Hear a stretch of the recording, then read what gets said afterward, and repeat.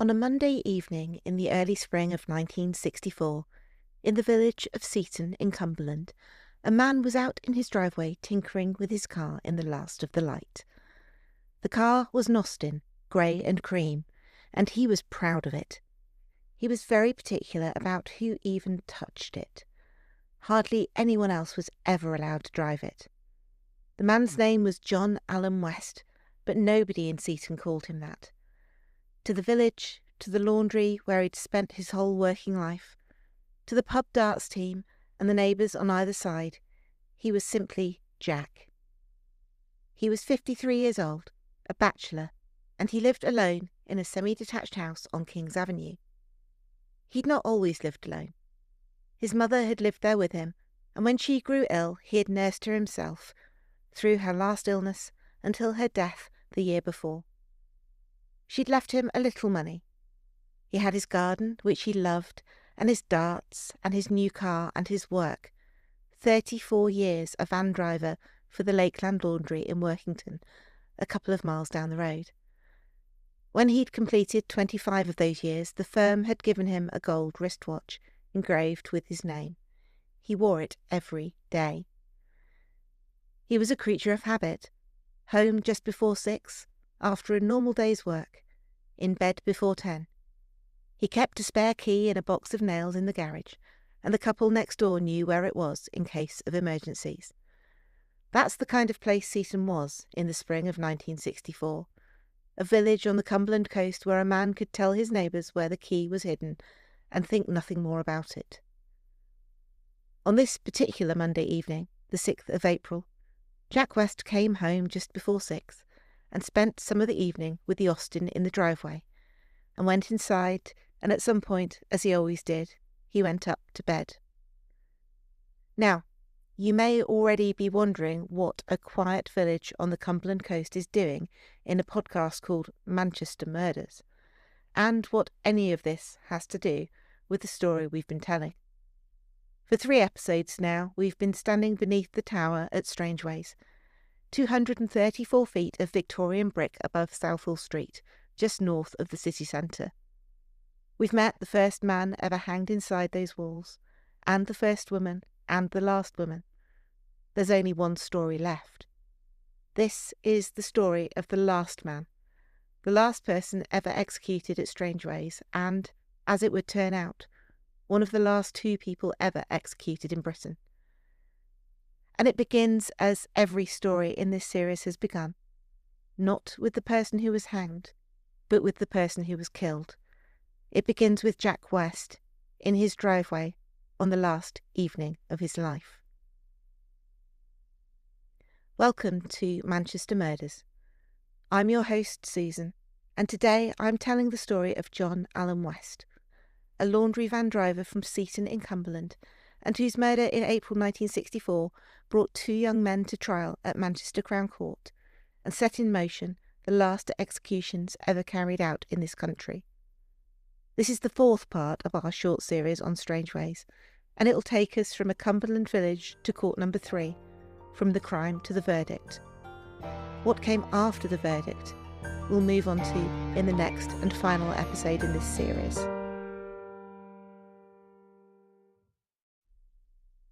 Let me tell you what we know about Jack West, because it's not a great deal, and because almost every account of this case has been in a hurry to get past him. He was born in 1910 or 1911.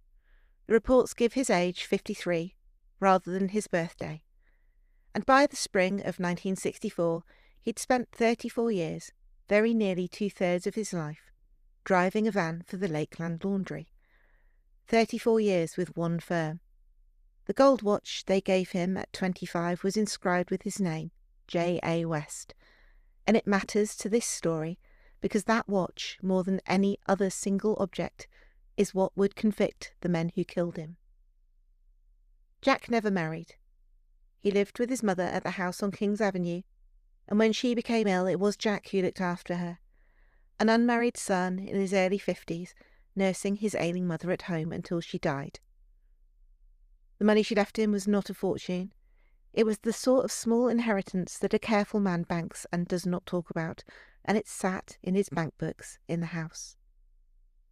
The neighbours knew him as quiet and friendly. He threw darts for a pub team. He kept his garden.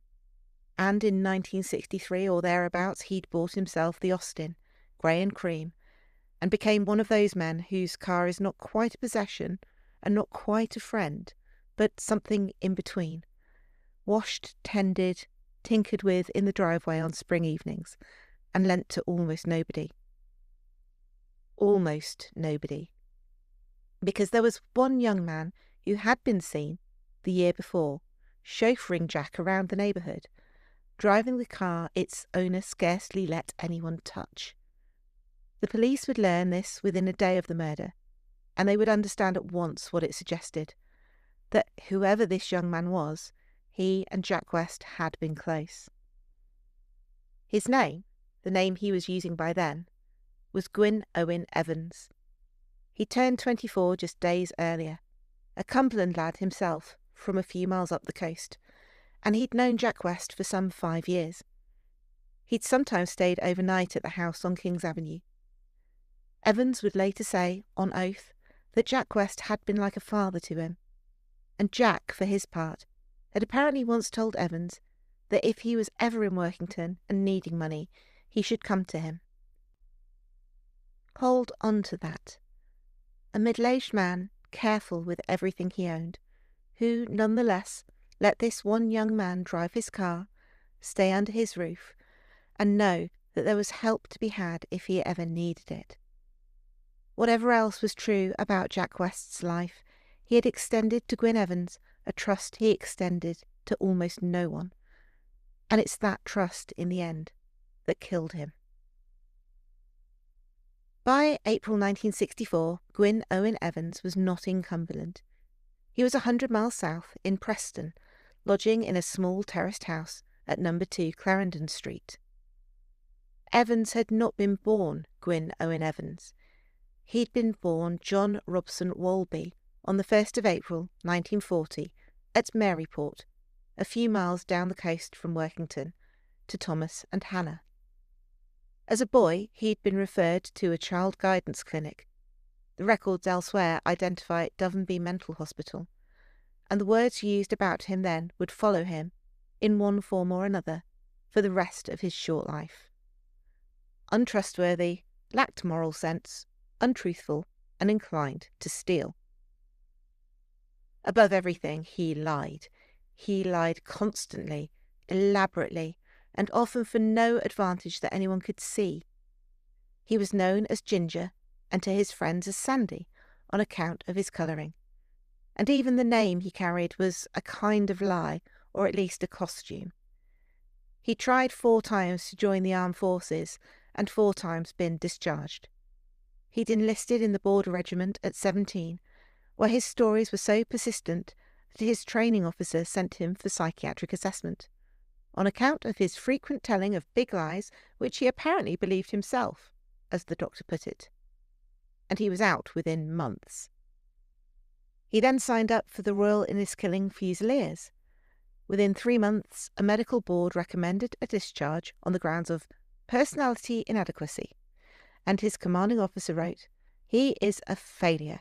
He cannot make friends because of feeling superior and telling complete fairy tales all the time." The Royal Air Force discharged him for nervous instability, and in 1963 he tried the army once more, this time under a new name, Gwynne Owen Evans, having been thrown out twice as John Walby. He was found out and discharged for the final time. The new name, however, he kept. By the beginning of 1964, he was in Preston, lodging with a young family, Peter Anthony Allen, his wife Mary, and their 2 small sons, Mark and Richard. Peter Allen was 20.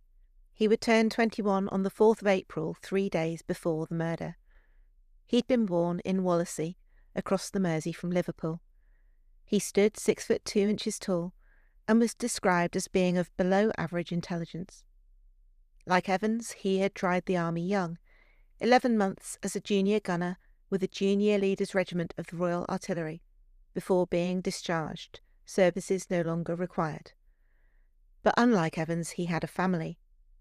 He'd married Mary Hannett, a cinema usherette, at a Catholic wedding in November 1961, when he was 18, and by 1964 they had the 2 boys.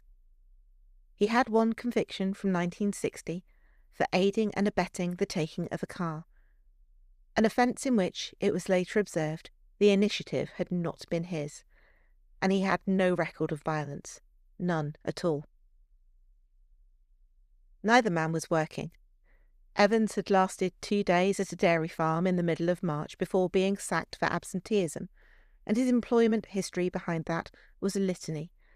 Dozens of jobs since the age of 15, most lasting weeks. Money was short in the way it is short for people at the bottom, not dramatically, but constantly. There were rates owing on Clarendon Street. Both men had £10 fines hanging over them, the debris of a brief and incompetent criminal career they had begun together that January. Stripping lead flashing from an empty house on the 21st, breaking open a cigarette machine a week later, taking a car and a van, and being caught almost immediately because they'd made a mess of covering up the van's registration number. Petty crime, pettily done. And Alan, by his own later account, wanted something more than to clear his fines. He wanted £100, a deposit for a house. A young father of 2, 20 years old, wanting to get his family out of a rented terrace and into a home of their own. Evans knew where money might be had. He knew a man in Cumberland, an old friend, a careful man with a bank book, a man who had once told him that if he ever needed money, he should come and ask. On the evening of Monday the 6th of April 1964, at about 10 o'clock, a black Ford Prefect was stolen from outside a pub in Preston. Its owner reported it gone, but by the time he did, it was already heading north. Inside it were Peter Allen and Gwynne Evans, and Mary Allen and the 2 little boys. Why the whole family went along for the ride has never really been explained. Mary would say she knew nothing of any plan. The children were an infant and a toddler, and yet there they all were, 5 people in a stolen car, driving 100 miles through the night to the Cumberland coast. Mark Allen was a toddler. He would be a man in his 50s before he learned that he'd been there at all. At Seaton, the car stopped near King's Avenue, and Evans went to the house alone. Mary and the children stayed in the car and slept. What happened inside that house over the next hours is known only from the accounts of the 2 men who were in it, and those accounts contradict each other at almost every point where it matters, and both of them, on the evidence, contain lies. Even the timing does not quite hold together. Evans' own statement put their arrival at 3 o'clock in the morning. Mary would recall Evans being inside for something like 2 hours before he came back out to fetch Peter, and the neighbours were woken just after 3. Those 3 things cannot all be exactly right, and no one has ever been able to say which of them is wrong. I'm going to tell you what each man said in due course, when we get to the police interviews and the trial, because the 2 stories deserve to be heard side by side, in the order the investigators heard them. But for now, here's what the physical record supports, what the neighbours heard, and what the house itself said afterwards. Jack West let Evans in. There was no break-in then or later. The door was answered or opened to a person known. At some point that night, in the hallway at the foot of his own staircase, Jack West was attacked. He was struck about the head, again and again, with a homemade cosh, a length of rubber tubing weighted at one end with steel and stopped at the other with putty, and he was stabbed once through the heart. Next door, just after 3 o'clock in the morning, Joseph Fawcett, a retired insurance inspector, and his wife were woken through the party wall by a series of heavy thuds, a shrill scream, and then more bumps, lighter now, from the adjoining house. Mr. Fawcett got up. As he was dressing, he saw the lights in Jack West's house being switched on, upstairs and down. Then he heard a car pulling away towards the centre of the village, moving fast. He looked out but it was going too quickly for him to make out the number plate or anything else about it. He called on a neighbour, Walter Lister, who walked over to West's house and knocked. No one answered. Lister called the police, and within the half hour, officers led by Sergeant James Park were inside. Jack West was lying at the foot of the stairs, on his back, naked from the waist down. His head was covered with cuts, and he lay in a pool of blood. There was more blood spattered on the walls, down the side of the staircase, and on the banister. His false teeth were found on the landing at the top of the stairs. The cosh lay on the floor near the body. The house had not been broken into, and it had not been ransacked. What was taken was small and specific: Jack West's bank books and his gold watch. In the kitchen, 2 strips of breakfast bacon lay ready in a clean frying pan. He'd laid out his breakfast before going up to bed, the way a man does when he expects the morning to be exactly like every other morning of his working life. The post-mortem confirmed what the hallway already suggested: the beating about the head, serious in itself, and a single stab wound to the chest that had pierced the heart. Either might have killed him. Together they left no doubt at all. By morning, the murder of Jack West was a full-scale investigation. An operations room was set up at the Civil Defence Centre, and a murder log opened. It would run to 238 entries before it was closed at 12:30 on the 9th of April, which is to say, it took the police a little over 2 days. And the reason it took only 2 days was folded neatly over a chair in Jack West's bedroom. It was a lightweight raincoat, and it was not Jack's. In one pocket was a bunch of keys and a life-saving medallion, inscribed G.O. Evans, July 1961. With it was a piece of paper with a name, Norma O'Brien, and an address in Liverpool. Detectives went to Liverpool the next day. Norma O'Brien turned out to be 17, a factory worker and entirely unconnected to Seaton, but she remembered a young man called Ginger, whom she'd met a few months earlier while visiting her brother-in-law, a soldier at Fulwood Barracks in Preston. She remembered the medallion too. She'd seen it then, and she gave the police the young man's full name, Gwynne Owen Evans. The name was already surfacing from the other direction. Evans, the local inquiries established, was one of the dead man's friends, the young man who had been seen the year before, chauffeuring West around the neighbourhood in the car that West would let almost nobody else drive. He was a local boy. His parents lived in Workington, just down the road from Seaton, and until recently his name had been John Walby. He'd changed it on his 3rd attempt to join the army, having been thrown out twice under the name he was born with. From Evans' parents, the police obtained his current address, a small terraced house in Preston, 100 miles away. He was living there, they were told, with a young man named Peter Allen, and Allen's wife and their 2 small children. Lancashire's CID took up the Preston end, under Detective Chief Superintendent Bill Roberts, and on Wednesday the 8th of April, the day after Jack West's body was found, they went to No. 2 Clarendon Street. At the house they found and arrested only Allen. Evans wasn't there. He was out for the day, in Manchester as it happened, with Allen's wife Mary. When the police tracked the pair down in Manchester that afternoon and searched Evans, a detective sergeant, Peter Hodgins, felt something hard through the lining of his jacket and made him produce it. It was a gold wristwatch. The back had been deliberately scratched over, but the engraving underneath could still be read. J.A. West. 25 years' service at the Lakeland Laundry, scratched at with something sharp in the hope of making it anonymous, but still legible. Cautioned, Evans said, "I bought it from a man in Preston this morning. He wanted some money for petrol."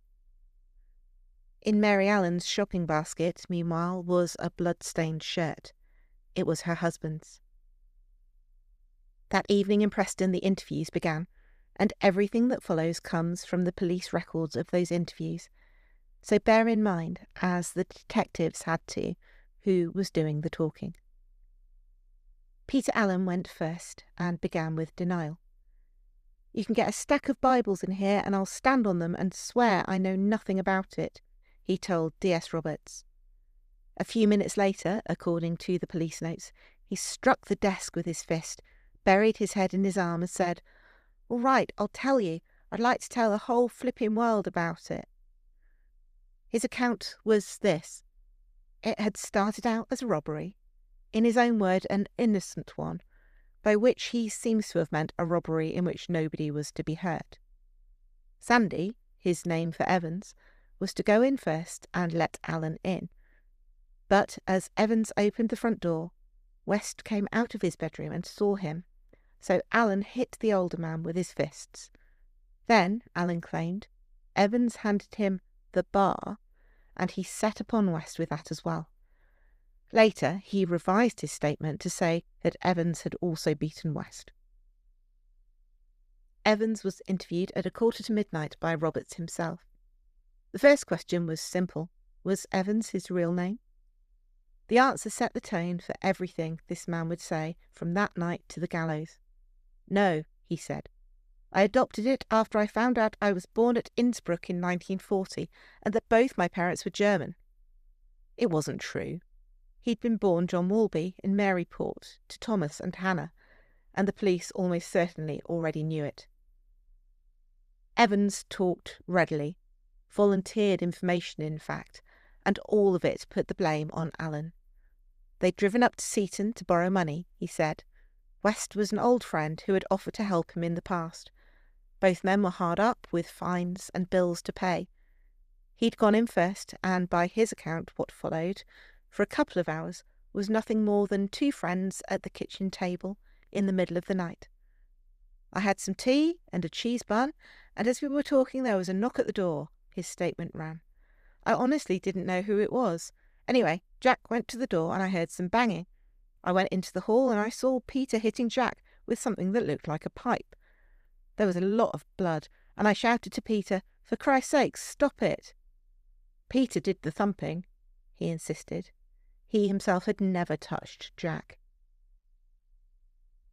Evans admitted freely the things that could not be denied.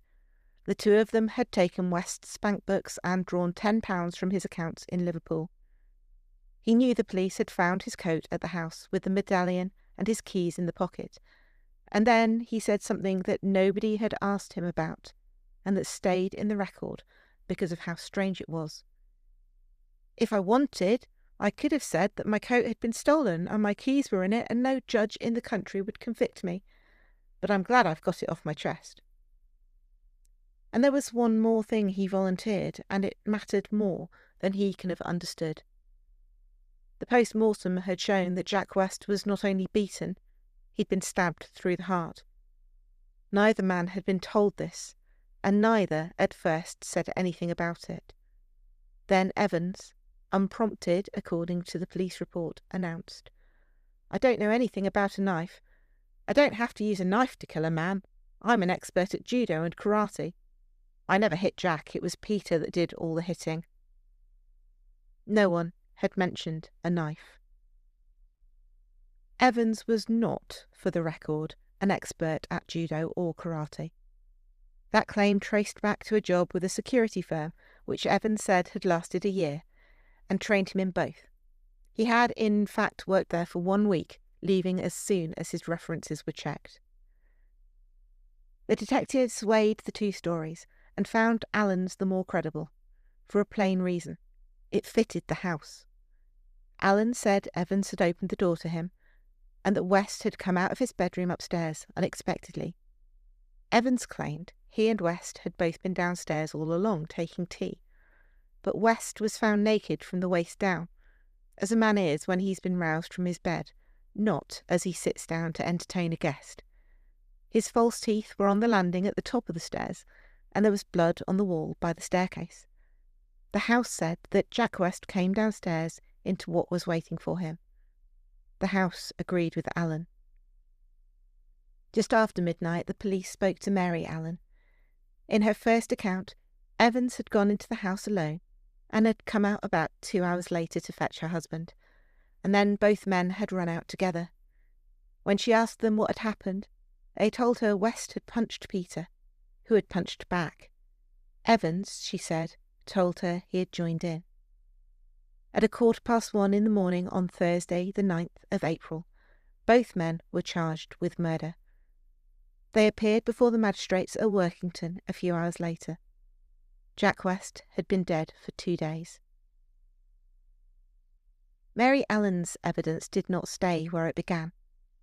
Over the following days it grew, and each time it grew in a direction that damaged Gwynne Evans. First, she remembered the journey home. On the drive back to Preston, she now told police, Evans had stopped the car and she'd seen him throw something away. That afternoon she took officers to the spot on the road between Workington and Windermere, opposite a house called Armathwaite, near the Mountain Ash Hotel, where Evans had thrown something over a low wall. A police dog named Union, with his handler George Brandon Bell, was put over the ground and found it. A kitchen knife with a red handle, stained with blood. It was identical in pattern to the kitchen knives at 2 Clarendon Street, and, caught in the dried blood on the blade, the Home Office Forensic Laboratory at Preston found fibres matching Jack West's shirt and vest. Then, after reading a local newspaper's report of the court hearing, she remembered something else. When they'd all got back to Preston in the early hours of that Tuesday morning, Evans had said he never expected it to go in below the alarm clock. At the time, it had meant nothing to her. Now, knowing what the newspapers knew, that Jack West had been stabbed through the heart, she understood, she said, what it referred to. I want to pause on Mary Allen for a moment, because the court would have to, and so should we. She was the wife of one accused man, and she was, at the very least, on unusually close terms with the other, a matter we'll come back to at the trial. Everything she remembered in stages, and every stage bore harder on Evans, and, by the same token, further from her husband. None of that means she was lying. The knife, after all, was exactly where she said it would be, and the fibres on it were real. But it does mean her evidence came with a warning label attached, and the trial judge would attach it in so many words. The committal hearing was held at Workington over the 7th and 8th of May, with Mr. J. E. Leck prosecuting, and a Detective Inspector, John Gibson, adding a further charge, robbery with aggravation. The two accused stood in the dock in collarless shirts and outsized grey suits provided by the Women's Voluntary Service.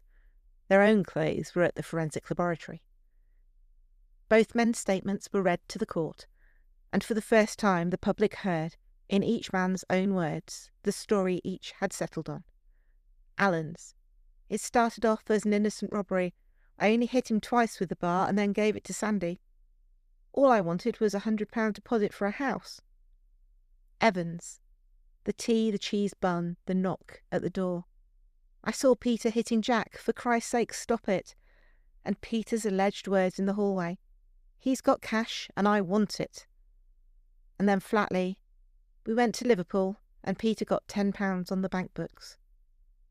On the 8th of May, both were committed for trial. Allen reserved his defence.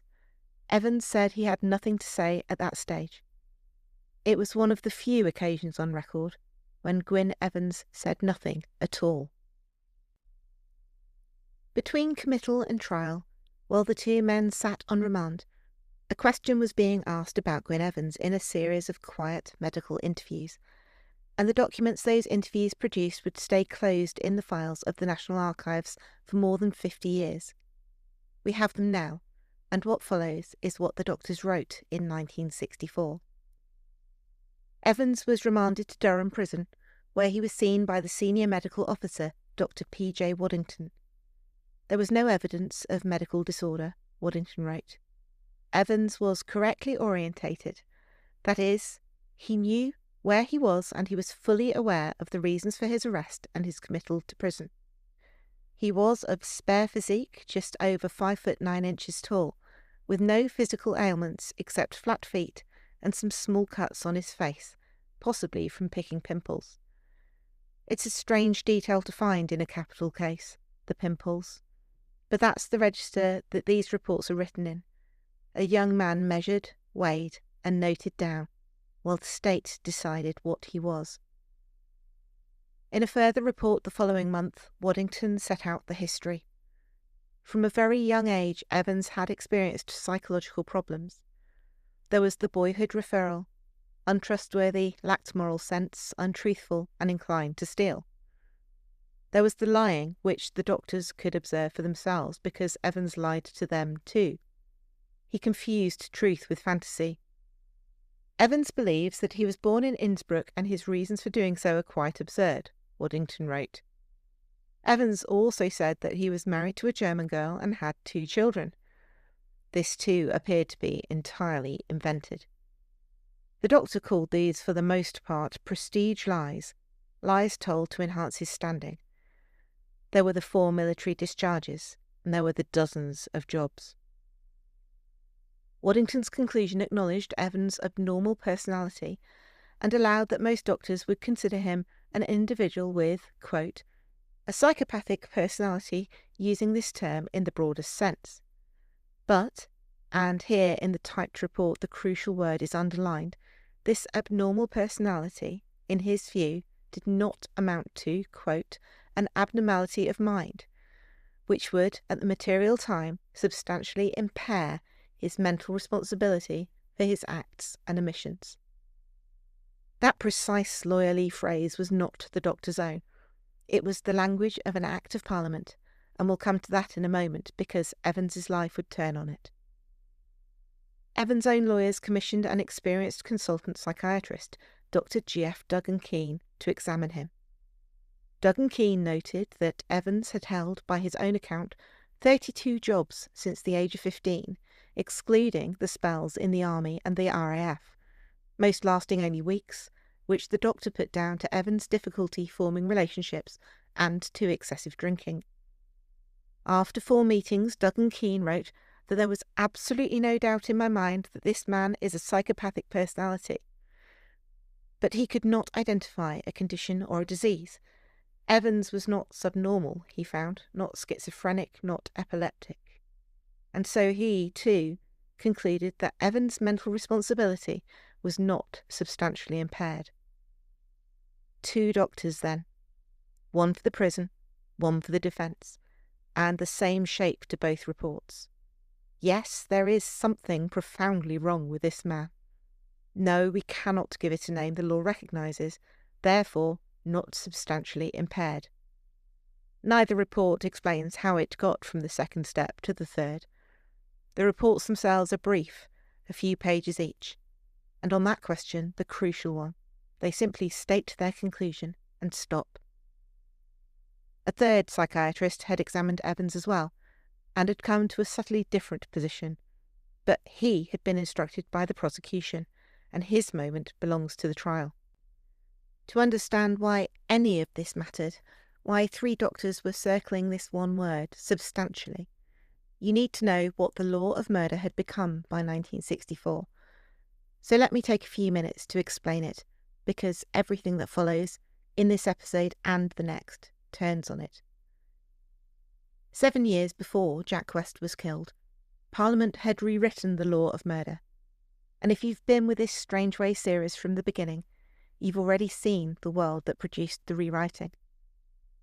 For centuries, the position had been brutally simple. Murder was a capital crime, and a conviction meant a sentence of death, softened only by the Home Secretary's power of reprieve. That's the law that hanged Michael Johnson in 1869, and Mary Ann Britland in 1886, and Louisa Merrifield in 1953. But by the 1950s, the country's confidence in that simplicity had been badly shaken, by cases you will know, and cases we'll look at properly in the next episode. And in 1957, Parliament passed the Homicide Act. It was a compromise and it satisfied almost nobody. But it did 2 things that decide this story. First, it abolished the death penalty for most murders. After 1957, an ordinary murder, if such a phrase can be forgiven, was punished with life imprisonment. Only certain categories of murder remained capital, and they were an odd assortment: murder by shooting or explosion, murder of a police officer or of a prison officer by a prisoner, murder done twice on separate occasions, and murder committed in the course or furtherance of theft. Poisoning, you will notice, is not on the list. Mary Ann Britland and Louisa Merrifield, the poisoners of this series, went to the gallows for a kind of murder that, from 1957, no longer carried the death penalty at all. But a man who killed while stealing still hanged. The distinction was not about wickedness or cruelty or the suffering of the victim. It was about whether a theft was involved. Allen and Evans had taken bank books and a wristwatch and drawn £10. That made theirs a capital murder. Second, the Act created a new defence, borrowed from Scotland: diminished responsibility. Under Section 2, a person who killed while suffering from an abnormality of mind which substantially impaired his mental responsibility for his acts and omissions was to be convicted not of murder, but of manslaughter. Manslaughter carried no death sentence. For a man facing a capital charge, diminished responsibility was quite literally the difference between life and death. And that's why every doctor who examined Gwynne Evans was steered onto the same words: abnormality of mind, substantially impaired. The words were the door out of the death cell. The question was whether anyone would try to open it. The trial of Peter Anthony Allen and Gwynne Owen Evans opened at Manchester Crown Court on Monday, the 29th of June, 1964, in Court Number 3, a bright, light, modern courtroom with, by all accounts, appalling acoustics. It's worth pausing on the venue. Jack West died in Cumberland. The accused lived in Lancashire. The case had been expected at Lancaster and was moved to Manchester on the application of the defence. And so it came about that the last capital murder trial that mattered in this country's history was held in Manchester, and that the story of the last hangings runs, like the other stories in this series, through this city. The judge was Mr. Justice Ashworth. The jury was of 9 men and 3 women, and early in the trial the judge warned them about the photographs in the case. They are very unpleasant pictures. For the Crown, Joseph Cantley QC led the prosecution.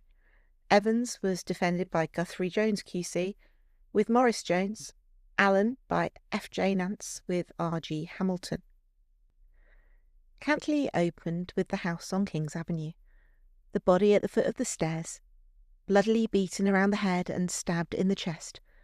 The homemade weapon, the steel-lined rubber tube blocked at one end with putty and fitted at the other with a bolt, similar to piping found at the accused men's home and wrapped in pyjamas.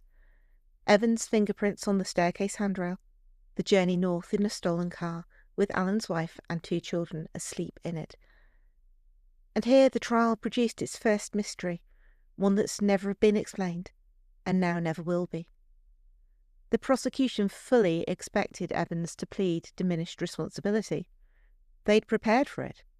They'd instructed their own psychiatrist, Dr. Begg, who had met Evans twice and reached the same broad view as the others. Evans was a grossly psychopathic personality, and his responsibility for his actions was impaired, though once again not substantially. The stage was set for the one legal argument that could keep Gwynne Evans off the gallows. It never happened. The day after the trial opened, without explanation, Evans' lawyers dropped the diminished responsibility plea. The note on the Director of Public Prosecution's file records the whole event in 8 words. Defence advised dim res not being raised. Dr. Begg informed. No reason was given. No reason appears anywhere in the surviving papers. The one defence tailored by Parliament 7 years earlier for exactly this kind of defendant, a man 3 doctors called a psychopathic personality, was set down quietly on day 2, and the trial went on without it. Remember that note. It's 8 words long, and the next episode lives in its shadow. What remained once diminished responsibility was gone was a simple and terrible contest. Each man blamed the other, and on the face of the evidence that contest was not equal. The case against Alan was much the stronger. He had admitted beating West. His clothes had been soaked in blood. There was no blood on Evans at all. The evidence that put violence in Evans' hands came, above all, from one witness, Mary Allen. And Mary Allen was the other defendant's wife, with every reason in the world to shift blame away from her husband. Mary gave her evidence on the 4th day, the 2nd of July, and it was among the strangest testimony the case produced. Her friendly feeling for Evans, she told the court, had changed to a deep, bitter hatred. She denied that she and Evans had been lovers. She agreed that she had once spent a night in the same bed as him at his Preston home. The relationship, she said, was that of friends.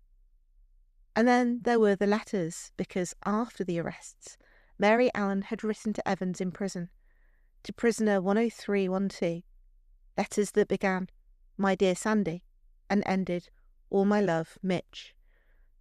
After the committal, after she had heard both statements read out and understood what Evans' account meant for her husband, the letters changed.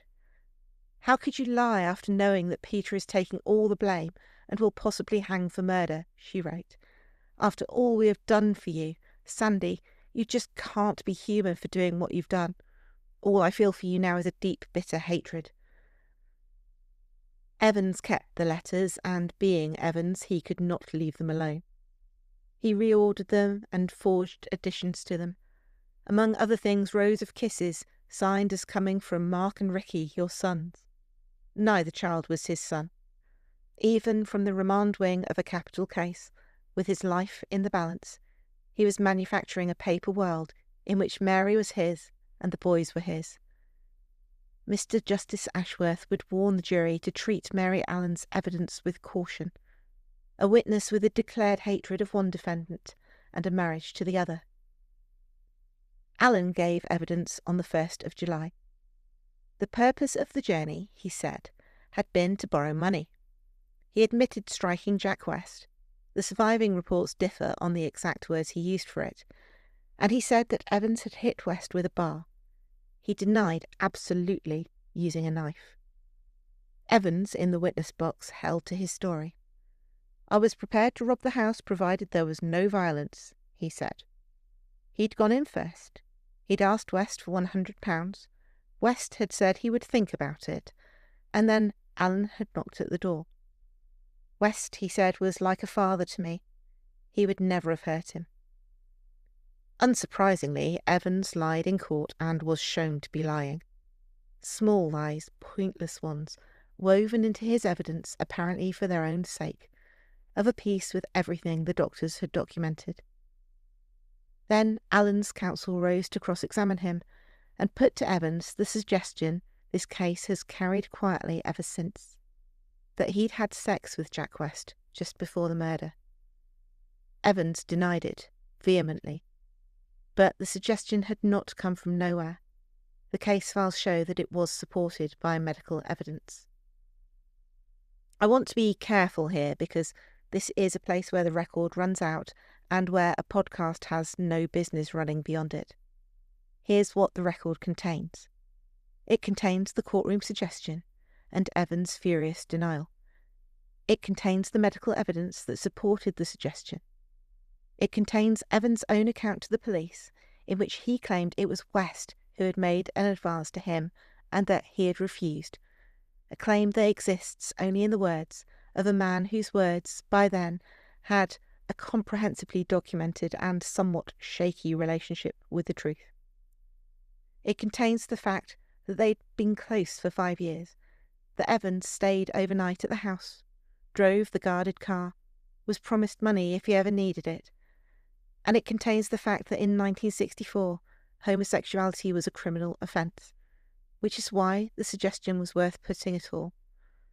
It was put not by the Crown, but by counsel for Evans' co-defendant in front of a jury of 9 men and 3 women in 1964, and it was put to do damage. What the truth of it was, nobody now can say.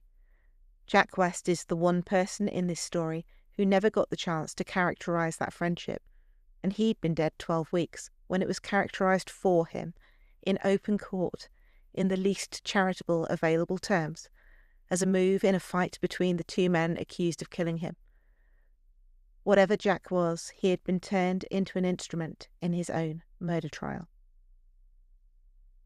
The Crown's position in the end made the fight between the defendants almost beside the point. The 2 men, Cantley argued, had been acting in concert. It did not matter which of them struck the fatal blow. If they went to that house together to rob Jack West, and West died under their combined attack, then both were guilty of capital murder, the murder of a man in the course or furtherance of theft. Mr. Justice Ashworth, summing up, told the jury they were not obliged to return the same verdict on both men. They should treat Mary Allen's evidence with caution. But if they were satisfied that both men were in it together, the law did not require them to solve the question the 2 accused had spent 7 days arguing. Whose hand held the knife? The jury never did solve it. Nobody has. On Tuesday, the 7th of July 1964, the 7th day of the trial, the jury went out. They were gone a little over 3 hours. They found both men guilty of capital murder. Peter Anthony Allen, 21 years old, and Gwynne Owen Evans, 24, were sentenced to death. That evening, from Her Majesty's Judge's lodgings at Lancaster House, Vine Street, Kersal, in Salford, a mile or 2 from Strangeways Prison, Mr. Justice Ashworth wrote to the Home Secretary by hand, as the law required a trial judge to do. The letter survives in the National Archives, and it is 2 sentences long. These 2 men have been tried before me, charged with capital murder. Each of them was today convicted, and I sentenced each of them to death. There's nothing else. No comment, no recommendation, no adjective. A judge's plain report of a thing done. Allen was taken to Walton Prison in Liverpool. Evans was taken to Strangeways. And there we're going to leave them for now, because everything from this point, the appeal, the condemned cells, the fight for a reprieve, the letters that crossed a Home Office desk in the first week of August, and the stroke of 8 o'clock on a Thursday morning that nobody present knew would be the last of its kind in Britain, belongs to the next episode. Let the last word of this episode belong where the first did. Jack West worked 34 years for one firm, nursed his mother to the end of her life, kept his garden, 3 darts, hid a spare key in a box of nails and told the neighbours where it was. He extended his trust to one young man more than to anyone else alive, and the watch his employers gave him for a quarter century of that steady, unremarkable faithfulness was found 3 days after his death, scratched over and hidden in the lining of that young man's jacket. It's not much of an epitaph, a wristwatch in an evidence bag, but it told the truth about what had been done to Jack Allen West, and in the end, it was heard. Thank you for listening to Manchester Murders. This has been the 4th episode in our short series about Strangeways Prison and the people who were the first and last to die within its walls. But this story is only half told. In the next episode, we'll follow Peter Allen and Gwynne Evans from the condemned cells to the morning of the 13th of August 1964, and we'll follow what that morning did to this country. If you're enjoying Manchester Murders, please do something for me right now. Tell a friend. Thanks for listening, and until next time, stay safe.